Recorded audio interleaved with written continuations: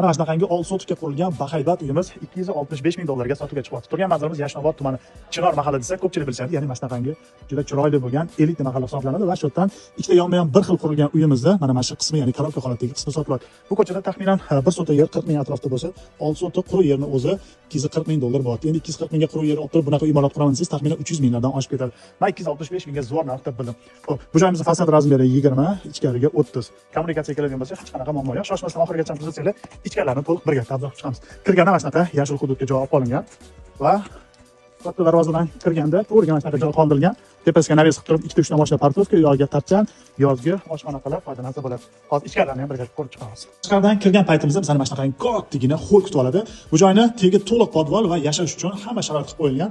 4 tami 5 ta xonasi ham bor ekan pastda. Xo'p, birinchi qavatda kirganimizda o'ng qo'lda bitta xona, bu yoqda garderobli xona qilishgan, bu yoqda kichkina hojatxona, bu yoqda sanuzel, bu yoqdagi xonamizga kattalar uchun bitta yotoqxona, bu yoqda esa pastga mehmonxona. Hozir tepaga ham birga chiqib ko'ramiz.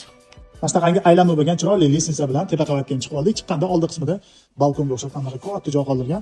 Mana sharoitlarni qilib qo'yib, choy ichib, mana bunaqangi chiroyli manzaraga tomosha qilib o'tirish zo'r bo'lsa kerak. Xo'p, bu ikkinchi qavatimiz xuddi birinchi qavatdagidek, planirovkasi bir xil ekan.